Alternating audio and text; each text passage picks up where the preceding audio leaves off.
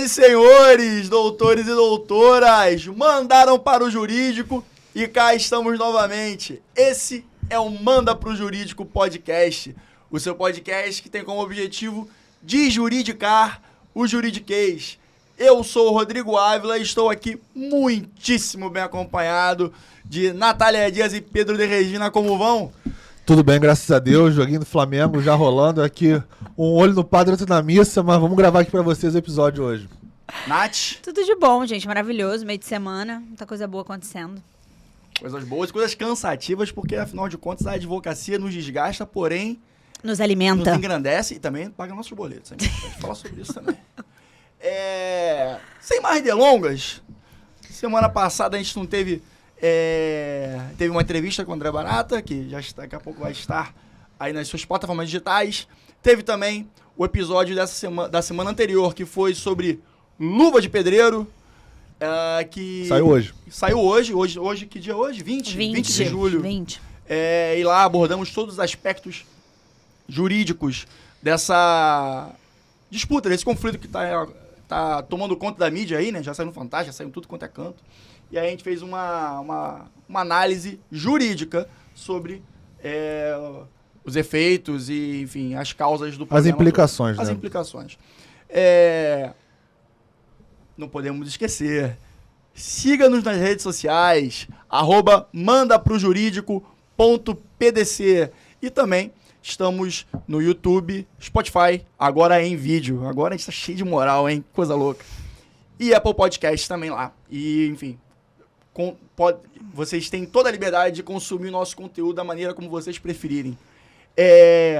Dito isso, passou um tempinho, mas ele voltou. O Barão e as suas pílulas está de volta. Pedro de Regina, o que você tem pra gente aí de novidade para dar aquela pincelada sobre o nosso maravilhoso mundo jurídico? Vou fazer uma pílula hoje no estilo flashback, já que a gravação aqui vai ser rapidinha. Primeiro... eu tinha gravado pro meu escritório um vídeo aqui sobre isso, e vou falar agora no Manda pro Jurídico. Mudança no Código Civil sobre quórum para alteração de destinação em condomínio. Então, síndicos, administradoras, imobiliárias, para mudar a destinação de comercial para residencial, residencial para comercial e uso misto, que antes era de unanimidade, agora passou a ser 2/3, que é o mesmo quórum para mudar a convenção, o regimento interno, tudo agora é 2/3. Então, essa é a primeira pílula. Segunda pílula, a gente fez um episódio aqui uns 2 semanas atrás, mais ou menos, 3 talvez, sobre relação do consumidor. Sim. E um dos casos que a gente trouxe foi a questão do sonho de valsa, que não era um chocolate. E aí eu fui parar para analisar mais a fundo por que não tinha o sonho de valsa, que em tese seria um bombom. Por que eles fizeram essa mudança? Porque tudo na vida tem um porquê por trás que muitas vezes a gente não entende, ou muitas vezes a gente simplesmente não vai atrás pesquisar o que era. Mas eu fui no caso do sonho de valsa. E aí eu cheguei numa conclusão, pode ser que seja verdadeira ou não, mas foi uma conclusão que pra mim fez sentido. Diga lá. Que é o enquadramento no planejamento tributário da Lacta. Por quê? Quando você bota bombom de chocolate, o chocolatinho lá com bombom tal, você tem que pagar o famoso IPI daquele produto, né? Sim. Quando você muda a embalagenzinha daquele... embalagem clássica do bombom, bota num saquinho e classifica como wafer, você não paga o IPI. E só nisso aí, meu camarada, você economiza milhões. É uma brincadeira. Nessa forma de ensacar e mudar a classificação no famoso planejamento tributário. Para quem se interessa, a sua empresa se interessa, procura a gente, manda aqui pro jurídico a sua dúvida.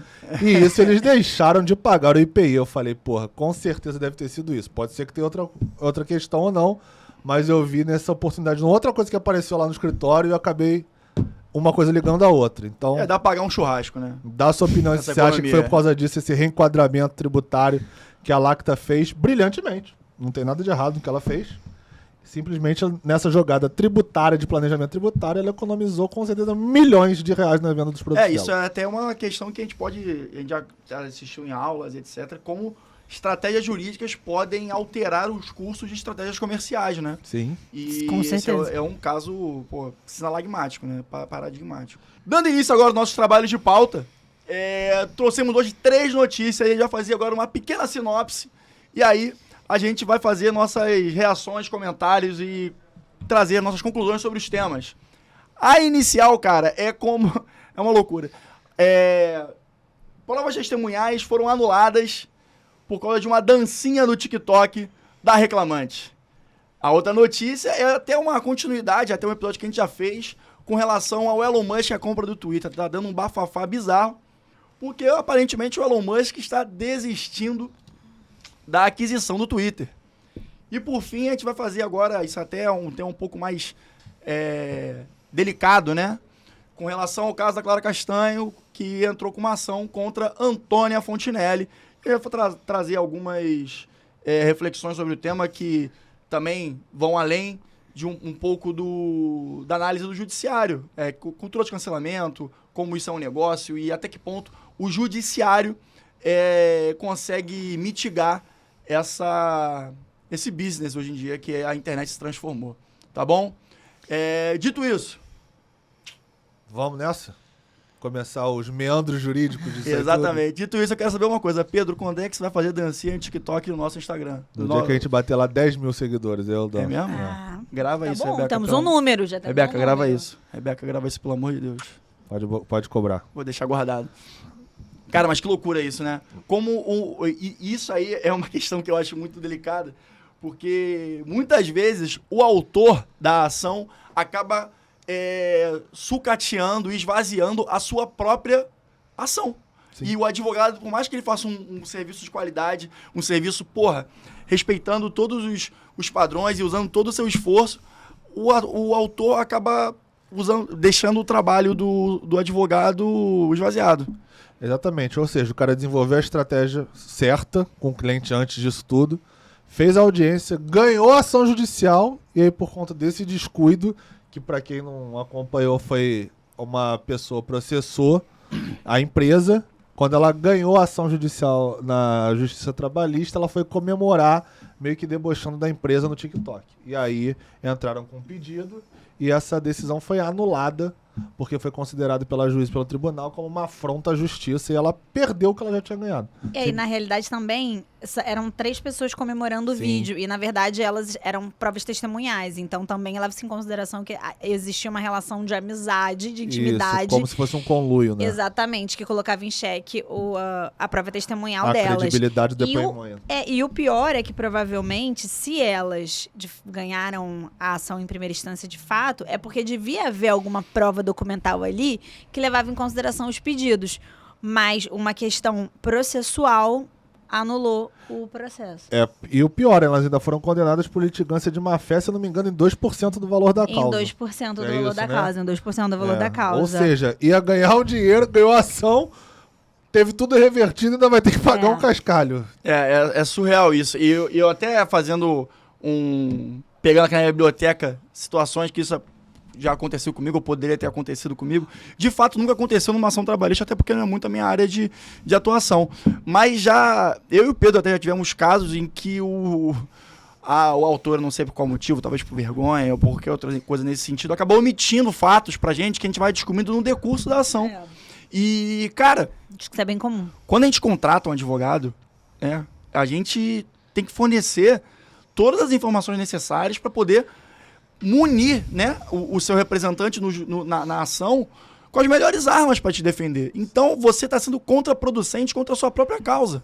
E é uma relação de confiança que você tem que estabelecer. Se você não confia no profissional para tocar seu caso, então procure outro que você confie. Porque a partir do momento, como o Rodrigo estava bem falando, que você confia no advogado, querendo ou não, porque você dá lá a procuração para ele tocar o caso para você, e você omite certas informações, seja por que motivo for, porque não interessa processualmente falando, isso vai acabar podendo ser usado contra você lá na frente pela outra parte. A outra parte ela quer ganhar. Então, se ela tiver alguma informação que você omitiu, que você não forneceu, ela vai usar.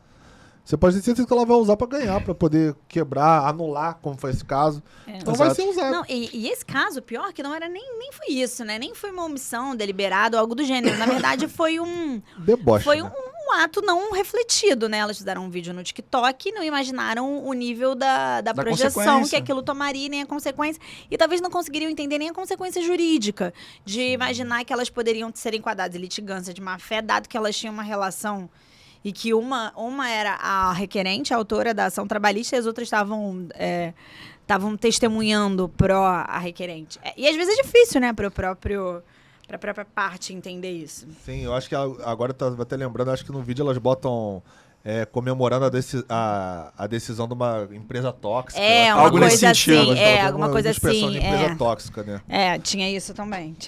Então, eu acho que o grande problema de hoje em dia que eu vejo assim no dia a dia é a pessoa ela viver nesse mundo da internet e achar que isso é o mundo real para decisões, julgamentos do dia a dia dela. Essa tiktokização no seu dia a dia, ela pode ser muito complicada, porque ela usou uma coisa na rede social para fazer um deboche de uma sentença judicial, né? Mas eu acho que cada dia mais, isso não é um caminho que dá para fazer o inverso. O judiciário vai conciliar eventos que ocorrem no meio digital e que, na verdade, se confrontam de alguma forma com o judiciário. Esse aqui é um pequeno exemplo, mas a gente pode falar de vários, assim, o próprio vários. caso da Fontenelle com a Carla Castanho, que Claro. a gente vai falar com a Carla Castanho, que a gente vai falar daqui a pouco. Sim. Que foi uma divulgação no YouTube. Sim, E aqui a sim. discussão surgiu em cima disso. Ela não Sim. cita o nome, tá? Enfim, a Sim, gente vai sim, tratar essa exatamente. discussão. É você tutelar, às vezes, eventos que ocorrem na internet, ou você conseguir entender como você vai validar ou não as provas que são obtidas através da internet. Quando a gente teve recentemente o julgamento do STJ falando sobre a admissibilidade ou inadmissibilidade, que foi o caso, de provas de WhatsApp Web. Porque entendi-se que o WhatsApp Web você pode manipular o que está escrito sem que haja uma prova. Então, assim, cada dia mais o judiciário ele vai se confrontar com coisas que acontecem no meio da internet. Isso, assim, de fato, não tem jeito. Assim, é um episódio que a gente pode falar sobre metaverso. Isso é o mundo digital e aí entra o direito tentando entender como ele vai tutelar o mundo digital. Aí é uma outra isso acontece, conversa. isso já vem acontecendo há algum tempo, né? A gente vem vendo, né? Toda a questão dos aplicativos de mobilidade, tais quais o Uber, 99 Táxi, regulamentação com relação ao conflito com táxi, ou a relação trabalhista entre o motorista e a empresa. Sim. Enfim, existem diversos aspectos que o direito... o direito brasileiro tem que encarar e vão continuar aparecendo, porque é mais ou menos assim, né? Existem dois tipos de você criar legislação. Uma seria uma lei seca, que você impõe alguma coisa, a sociedade se adapta. Acredito que antigamente a maioria das pessoas era contra a lei seca porque queria continuar bebendo e dirigindo, mas hoje em dia, vendo a efetividade positiva que a lei seca trouxe, o pessoal entende que é benéfico. Então acabou criando uma cultura. Só uma observação, a lei seca ela funciona no Rio de Janeiro, né? Isso não é algo... São Paulo. Não, mas vários outros estados ela não tem ela- esse alguns nível. têm. Ela começou no Rio de Alguns Janeiro, mas ela estados não têm. tem esse nível de efetividade, digamos assim. É só Entendi. porque, assim, na eventualidade temos ouvintes de outros estados, a lei seca ela é muito forte no Rio de Janeiro. É verdade. Já comenta isso no seu estado, tem lei seca ou não tem? tem Excelente, isso aí, excelente. boa. Mas essa, quando você começou a falar lei seca, eu achei que você estava falando lei seca da lei. A letra Não, lei, a a letra da lei, a letra da lei, na letra fria A da letra lei. fria da lei, a lei seca. E só para complementar, o outro tipo de adequação legislativa à sociedade é quando a sociedade muda muda o game e aí o direito tem que se virar ali para se atualizar de acordo com a nova realidade. E aí a internet... consuetudinárias. Exatamente. E aí a internet talvez seja o agente mais acelerador aí essas atualizações que estão sendo demandadas, né? Também aquele teoria tridimensional do direito, né? Fato, valor e norma. Surge o fato, normatiza, valora e... Primeiro período isso aí, né? E é o reale, né? Miguel Reale, introdução ao direito. A cara dele, gente. Vamos lá, eu tô falando que hoje a gente tá no clima flashback aqui, né? Pô, vou botar, vale a pena ver de novo aqui, trilha sonora. Agora, vencida essa primeira notícia, dando um update, eu acho que do episódio que a gente fez. Você lembra, Beco, qual é o número do caso do Elon Musk? Acho que talvez chutaria 12. 12. E aí, você chutaria qual? 9. Você. 14. E aí, quem ganhar faz o quê? Paga uma rodada de chopp? Não, quem Pô, ficar mais Rodrigo tá me longe. devendo 2 caixas de cerveja até hoje. Rodrigo! Que o Vasco ia ser... Faz uma Não, isso é confissão outro de... Vasco ia Cara, ser... faz uma confissão de dívida aí. A gente já faz agora, você já Isso é assina 2 outro testemunhas, eu e Beca de testemunha. Vasco da Gama. Pronto. Vasco ia ser classificado antes que o Flamengo... 13. Eu cheguei mais Eu perto. falei 14. Então esquece. Enfim,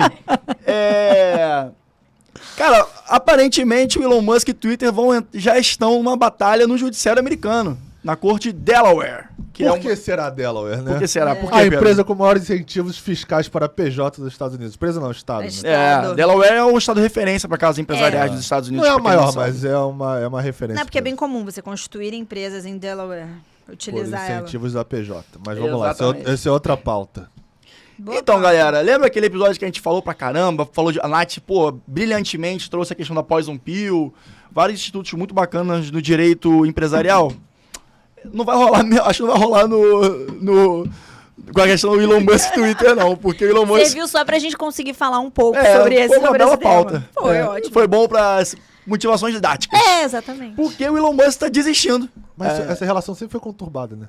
O Elon Musk conturba tudo, a verdade é essa. Ele falou uma coisa que ele não conturba. Ele é verdade, ele é conturbado mesmo. Isso é a verdade. filosofia de compadre Washington.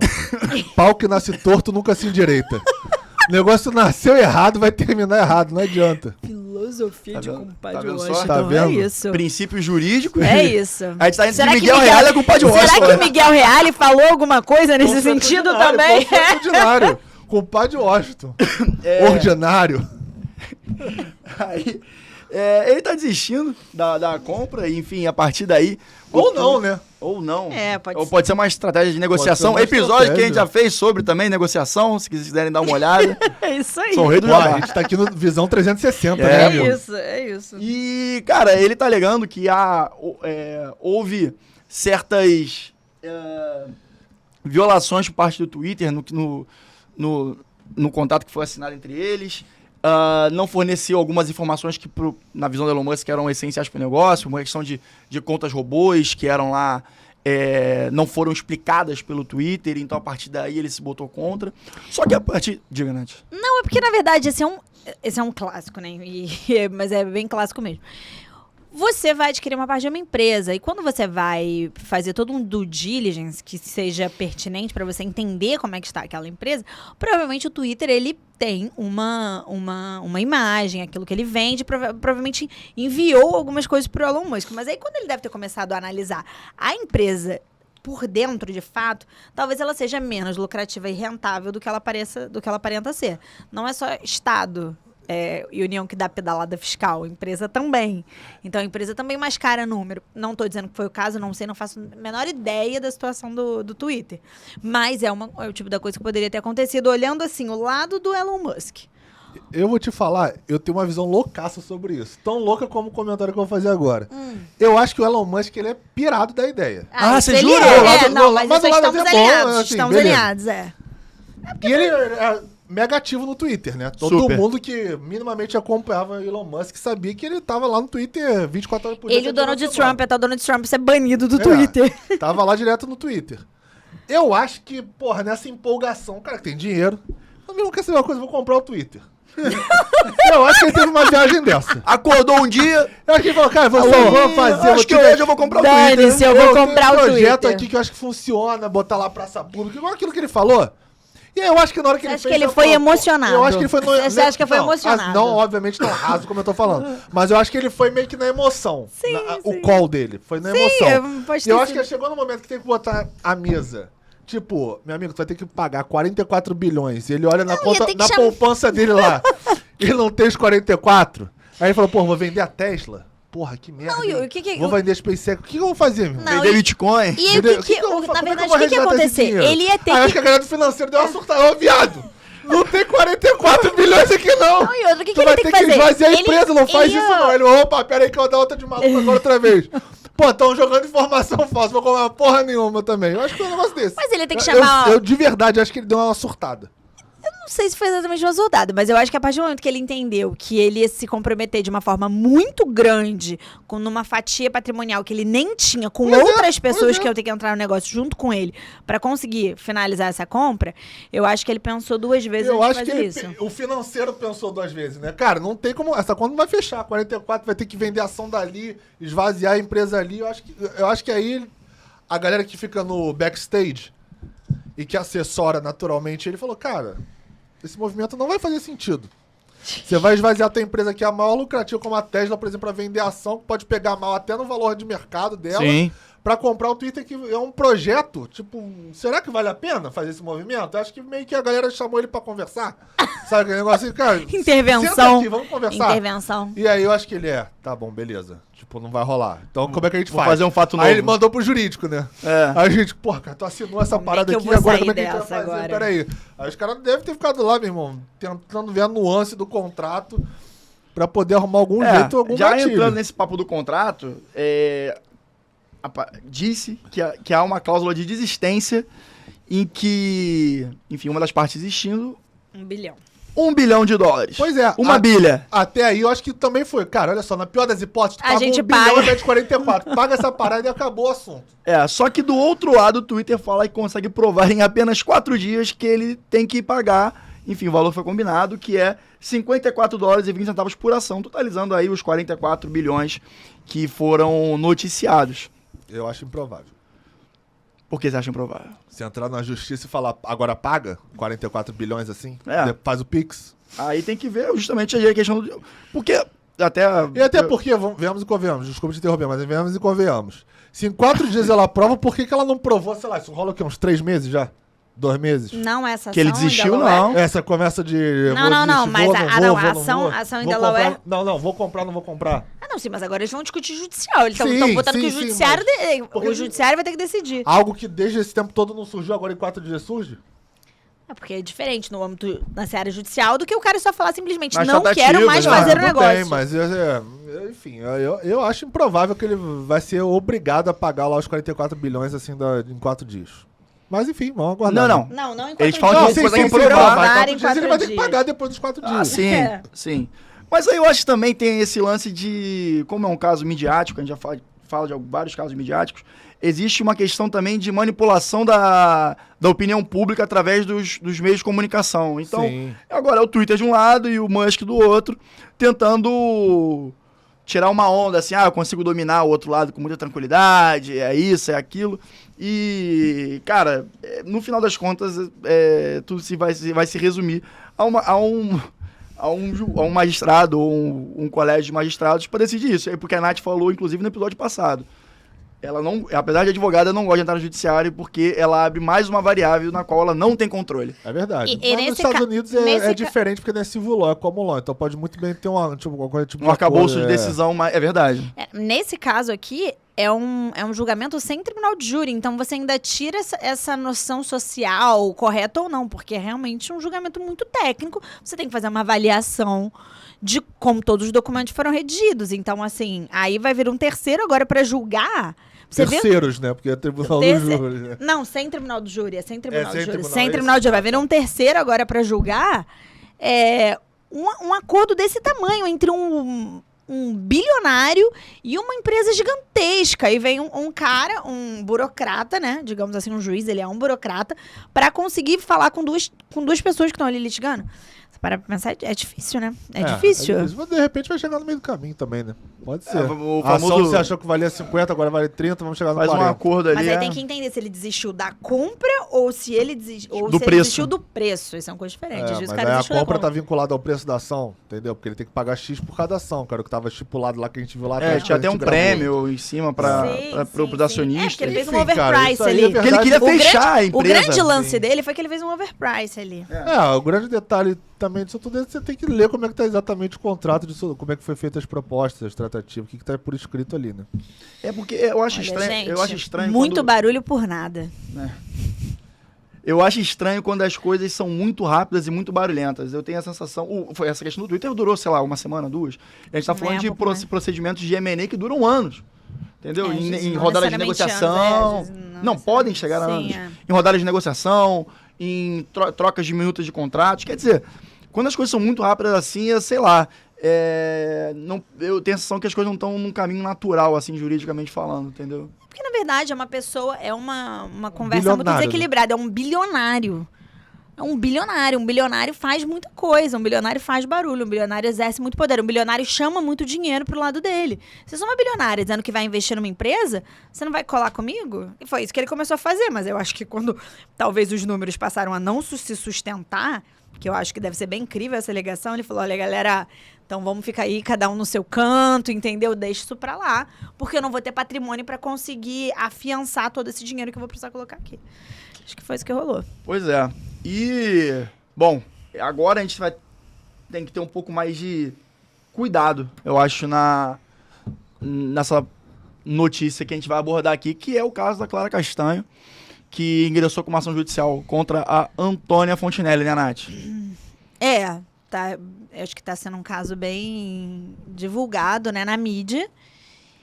E, na realidade, para além da ocorrência do fato jurídico, que foi que a Clara Castanho, ela foi vítima de um estupro, isso resultou numa gravidez, ela teve o bebê e ela seguiu todo o trâmite judicial correto, inclusive incluindo o Ministério Público, para doar essa criança, fazer com que essa criança fosse para adoção. Coisa que é respaldada, inclusive, pelo ECA, inclusive no sentido do sigilo sobre o nascimento e adoção dessa criança, para resguardar a criança. E, na realidade, isso não pôde ser cumprido, porque houve um vazamento de informação. Pelo que a gente consegue averiguar das narrativas que saem em portais de notícias, que saem no Instagram, que as próprias participantes, digamos assim, dessa história declaram, uma enfermeira vazou a informação. E aí, agora, na verdade, eu não sei qual é a cadeia, se para um repórter específico, o Léo Dias, e se o Léo Dias entrou em contato com a Antônia Fontinelli, ou se eles tiverem fontes distintas, isso realmente eu não sei como se deu, mas o fato é que houve um vazamento de informação que partiu de dentro do hospital, e muito provavelmente de profissionais que trabalhavam lá dentro do hospital. O que eu posso falar dessa situação toda aí, só fazendo um comentário básico, rápido, o nosso assunto não é sobre esse, aqui é um podcast jurídico, mas socialmente é lamentável tudo o que aconteceu, desde do crime pelo qual a Clara Castanho foi vítima. Sim. Lamentável que esse tipo de relação ainda ocorra. E tudo que aconteceu depois também foi muito difícil, desde as partes envolvidas, que vazaram a notícia, até a reação da parcela do público. É muito triste. Não é nem triste, né? É desolador, um pouco desanimador, mas eu acho que nós todos temos que continuar na luta. Eu acho que isso tem muito a ver com violência de gênero. Eu acho que tudo que passa por essa relação tem uma base de violência de gênero. Sim. Mas o fato aqui houveram várias violações legais nesse caso. Várias violações legais. Que ultrapassam o próprio crime, né? Assim, extrapola as violações legais. Só interrompendo, né? Como o vazamento das informações que a gente estava conversando. Sim, com certeza. Que você mencionou. Dando já um start, né, no que a gente está querendo abordar nesse caso, é que, cara, a gente está tratando de uma relação profissional, que é a questão do parto da Clara Castanho, enfim, e a criança, que toda a intimidade da Clara Castanho foi violada. Enfim, sim, não preciso nem falar o quão mais delicada era, sim, a intimidade dela, e o quão mais protegida deveria ser a intimidade dela. Quer dizer, a partir daí, se vaza para um cara, uma imprensa, acho que não cabe falar só de um ou outro, né? Claro, sim, para a imprensa de modo geral. Um tipo específico de imprensa, né, que cuida desse tipo de coisa. Quer dizer, qual é o impacto que isso vai ter na vida de uma pessoa, né? E aí a pergunta que fica: qual a responsabilidade do hospital? Todo mundo tá falando de Antônia Fontinelli, de Léo Dias, disso, daquilo. Mas e o hospital nessa brincadeira? Como é que fica? Isso aí que eu acho que é o primeiro passo que a gente tem que começar a fazer nessa reflexão. Então, aí tem um aspecto sobre sigilo profissional, né? Exato. Já tem o Código Penal, que o 154 ele já estipula que o dever de sigilo profissional tem que ser respeitado, enfim, aí já pode entrar nessa discussão. O Código Ético Médico também, do CFM, também no 73, ele prevê que tem que ter o sigilo profissional do médico contra todos os assuntos que você guarde uma relação de paciente com médico. Enfim, a gente tem uma série de dispositivos legais, o 19 do ECA, com a questão da adoção, do processo de adoção, como é que é feito, com a participação do Ministério Público, do Judiciário, no órgão específico para isso, enfim. Quando você fala da responsabilidade do hospital, a pessoa era um funcionário do hospital. Então, Sim. querendo ou não, ela não tá ali como uma pessoa física propriamente dita. Ela Não. tá ali representando a instituição hospital, porque ela estava ali trabalhando na condição de um funcionário do hospital. Então, eu também enxergo que também há ali um certo tipo de controle. Seja num... Sei lá, se a gente for trazer um cupim legendo, vigilando ali do caso, não sei se tem... Não. Eu acho que não sei se cabe, falei aqui rápido, não sei Então, se acho cabe. que não cabe, Mas eu acho que, de qualquer maneira, acho que a responsabilidade sob o ponto de vista de solidariedade nessa obrigação no dever de no não dever de informar, no caso, eu acho que é bem clara do hospital também, por não ter tomado, sei lá, minimamente a atitude de você entregar aquele laudo, aquele processo para uma pessoa que minimamente não tinha confiança, não tem que vazou a informação. Né? Eu até a concordo LGPD Não. fala isso hoje em dia, com a lei mais nova, no artigo 42, de dano moral a partir de um vazamento de informação. Quer dizer, tem um 86 do Código Civil, que é a responsabilidade civil quando gera dano a outrem por sua conduta. Quer dizer, a Nath falou isso no episódio recente, como toda legislação conversa entre si. Quer dizer, a gente já Não, falou com de diversos certeza, quando ela é bem dispositivos feita, aqui sim. legais que estão nos conduzindo para o mesmo sentido. É porque a LGPD, e eu passo por um plano de implantação da LGPD, que é algo que não termina, né? Eu faço isso na empresa, é algo contínuo. Ela vem em 2019 justamente para esse ponto que o Pedro trouxe. Eu, como empresa, eu tenho responsabilidade sobre a transmissão de dados que existem ali dentro. Eu tenho responsabilidade sobre isso. A lei instituiu, hoje em dia, um responsável dentro das empresas para tomar conta da transmissão de dados e para que impedir que eles sejam divulgados. Então, eu acho muito difícil, mais uma vez, é um caso midiático, a gente está falando com base no que a gente vê, muitas vezes em portais que não tem um compromisso com credibilidade jurídica.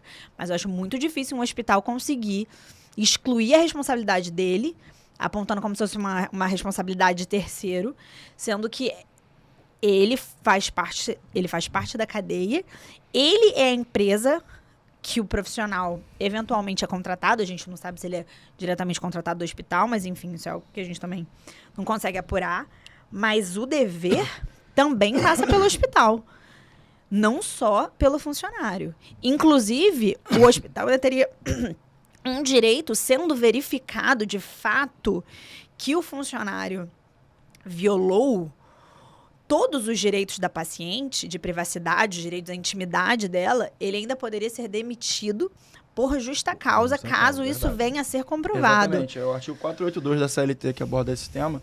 E... O Rodrigo hoje tá aí artigueiro, né? É que a gente começou a gostar de citar artigo, gente. Nunca gostei disso. Não, mas é porque, assim, comentar um ou outro, uma pincelada, eu acho que vale a pena, de repente, ter alguém interessado. Pode ser. Mas, assim, realmente, ficar verborragicamente, ficar citando artigo, não sei até que ponto é a nossa proposta. Mas, enfim, de fato tem essa questão também, porque a gente está falando, a gente tratou a questão do hospital. Então, o que a gente está propondo agora é uma segunda camada de análise jurídica sobre esse caso, que é como o hospital pode gerenciar esse caso internamente com seus trabalhadores, com seus funcionários. Então, nesse sentido, a CLT, que muitas pessoas falam que é pró-trabalhador, nesse caso vai dar um respaldo jurídico para o hospital para poder, enfim, Claro. adotar a medida que melhor couber ali no caso concreto. E, cara, assim, a gente tá falando desse caso, mas, pô, me veio isso na cabeça agora. Diversas vezes tem casos de fofoca aí. A fulana tá grávida. Como é que você sabe que a pessoa tá grávida? Sim. É vazamento Alguém vazou de informação. É vazamento também. de informação. É que esse é muito crítico, né? Mas existem fofocas menores que vazam ali no mundo das celebridades, que também são casos de vazamento de dados ali que são super íntimos. E terrível. Esse caso especificamente, pelo menos a maneira como ele foi noticiado na mídia, num primeiro momento, a Antônia Fontinelli, que é essa figura pública pré-candidata, ela veiculou a história de uma forma como a história não é. Então, ela teve acesso a uma versão, ou talvez, eventualmente, tenha distorcido uma versão da história, para, talvez seja condizente com o discurso dela, né, com as bandeiras que ela levanta. E então, ela ainda pegou, expôs um fato distorcido. Então, ela ainda criou outro crime, porque ela imputou crimes à vítima. Ela imputou crimes à vítima quando ela distorceu a história. Então você ainda tem essa camada. Acho que é um caso que tem muitos aspectos jurídicos em todas as pontas. Em todas as pontas. Desde o que motivou a história até a passagem dela pelo hospital, até a decisão dela de ter o bebê e botá-lo para adoção. É algo plenamente abarcado pela nossa legislação, até o vazamento da informação e a maneira como quem recebeu essa informação veiculou na mídia. Exato. Porra, assim, estupro e pedofilia são 2 crimes pra mim que, cara, sei lá, me pegam muito, que são o pior tipo de crime que eu acho que podia ter. Então não tem nem o que discutir sobre esse ponto de vista, até fico mal, na verdade. Mas, sobre o que a Natália tava falando, eu vi um vídeo da Fontenelle, porque você falou que ela imputou alguns crimes Um dos vídeos que a Antônia Fontenelle grava, ela explica que, uma vez sabido que existia um estupro, ela, Fontenelle, diz, e ela, eu vou reproduzir, não entre aspas, mas o que ela disse nessa gravação, tá no YouTube, qualquer um pode ver. Não vem tirar, acho que ela teve que tirar depois, mas enfim. Não teve. Decisão liminar. Eu acho que ela tirou. Ela retirou por livre vontade. Não por decisão, mas ela tirou o vídeo. Mas por escrito, transcrito. Então, assim, não faz muita diferença. Mas ela diz que quando ela tomou conhecimento do fato, ela procurou a Castanho para poder falar: isso não é um problema só seu. Isso é um problema das mulheres. A gente não pode deixar o estuprador sair dessa equação. Porque hoje, quando a gente está tratando esse caso, a gente não, né? A mídia trata esse caso e a gente está aqui comentando, a gente não está debatendo a questão do estupro em si, que é gravíssimo, né? E aí diz a Fontenelle que ela começou nesta pegada porque ela se dispôs a tentar achar quem era o agente estuprador, o estuprador em si. E a Castanho nunca procurou ela de volta para tentar achar quem era esse cara e pegar a responsabilização dele. Então, esta é a justificativa que ela usa para ter falado que ela imputou, que começou a dar esse entendimento dos crimes que ela foi imputada. Eu não sei se isso já é um vídeo que se desdobra da situação, mas eu também acho que aqui não sei se vale a gente vai comentar na favor. Eu tô falando porque mas o que eu li exatamente uma reportagem que ela foi entrevistada falando, pô, mas você imputou crimes a ela? Ela falou, mas eu imputei porque... Aí ela deu essa mas a história não começou assim exatamente. A história começou porque ela... A parte é como se a Antônia Fontenelle não soubesse de tudo que deu início à gravidez, que foi um estupro. Então, ela diz que, na realidade, pelo menos assim começou a história no Instagram dela, enfim, nos depoimentos que ela faz nas mídias sociais, que essa atriz, a figura pública Clara Castanho, ela tinha tido um bebê que era negro e ela tinha colocado ele para adoção. E ela imputa um crime, ela diz que aquilo era abandono de incapaz. Enfim, isso não faz sentido juridicamente, tá, gente? Só porque foi o que ela falou, estava lá no Instagram dela em texto. Então, na verdade, eu não sei até que ponto essa justificativa faz sentido. Pode ser uma saída, né? Porque o que ela falou no primeiro lugar era, o estupro ele estava desconsiderado, porque até então ela alega que não sabia que aquilo havia sido iniciado com o estupro. E que era, na verdade, colocando a Clara Castanho como se tivesse tido uma relação sexual consensual. Dessa relação sexual consensual, ela tivesse ficado grávida. E ela optou por dar essa criança para adoção, que também não teria problema nenhum ela fazer. Desde que cumprisse os requisitos. Desde que cumprisse os requisitos legais. Mas aí ela coloca que a criança era uma criança negra e que ela ficaria num abrigo e que isso seria abandono de capaz. Sim. E ela alega que ela conhece a realidade desses abrigos e que as crianças sofrem muito, que é muito difícil, não tenho dúvida nenhuma que seja muito difícil, mas existe um nível de irresponsabilidade jornalística muito grande, mas que decorre num ponto que a gente falou aqui antes, que o Rodrigo falou pra gente abordar, que eu acho interessante, o quanto esse tipo de notícia e uso distorcido da informação, na verdade, gera engajamento e o quanto isso não é positivo para a Antônia Fontenelle em algum aspecto. Tanto que a gente está falando dela aqui agora, coisa que eu não gostaria de estar fazendo. Eu não acho que eu não tenho nada nela como figura pública que me afine para que eu queira falar dela no meu projeto. Mas ela gerou... aspecto jurídico, a gente está aqui falando sobre ela. Será o quanto que isso gera engajamento? O ponto essa foi uma reflexão que quem me fez... quem me provocou nesse sentido foi o Thiago Leifert, que estava abordando justamente esse caso. Sim. E aí ele abriu a página de um desses grandes jornalistas desse meio e falou assim, aí ele aí pedindo desculpa. Ah, que legal, né? Mas olha aqui essa página dele. Quantos patrocinadores estão aqui pagando pelo post dele? Quer dizer, até quando o cara pede desculpa, o cara tá ganhando dinheiro. Aí a minha reflexão nesse tema é... O judiciário tá realmente tratando dessa questão de uma maneira... Macro. Porque no final, o cara continua se beneficiando da própria torpeza. Sim. Isso é complicadíssimo mesmo. Eu acho que isso é difícil até o magistrado verificar, né? Isso tudo, né? É difícil tutelar. Porque aí vai ser uma questão de prova. Como é que você prova que, na verdade, quando você pediu desculpa nesse vídeo específico, você ganhou um patrocinador ou mais engajamento, consequentemente monetizou, né? Você tem que, de alguma forma, provar que isso, na verdade, foi uma coisa orquestrada. Enfim, eu acho que é bem difícil essa prova, mas é algo que tem que ser analisado. A gente tem que refletir. Alegar que é orquestrado... Eu não posso alegar e ninguém pode alegar. Mas até porque que ele se beneficiou de um Mas que é um benefício, entendeu? Tem que provar, né? Então, eu acho que é uma coisa que tem que ser refletida, é um bom ponto. Mas eu acho muito difícil, sob o ponto de vista de prova, como você prova isso. Eu acho difícil, assim, sob o ponto de vista jurídico, você conseguir até tipificar. E aí, tipificar, né, seria, no aspecto penal, criar um ilícito sobre esse tipo de conduta. Eu acho difícil, mas eu nunca me propus a ser legisladora. Mas... o que eu acho que é um fato hoje em dia é uma dinâmica social que acontece. Quando acontecem hoje em dia grandes casos que eles geram ojeriza, os autores desses grandes casos, em uma parcela, eles recebem muita atenção. Tem casos, por exemplo, casos de violência doméstica, em que... E aí hoje em dia todo mundo tem um perfil no Instagram.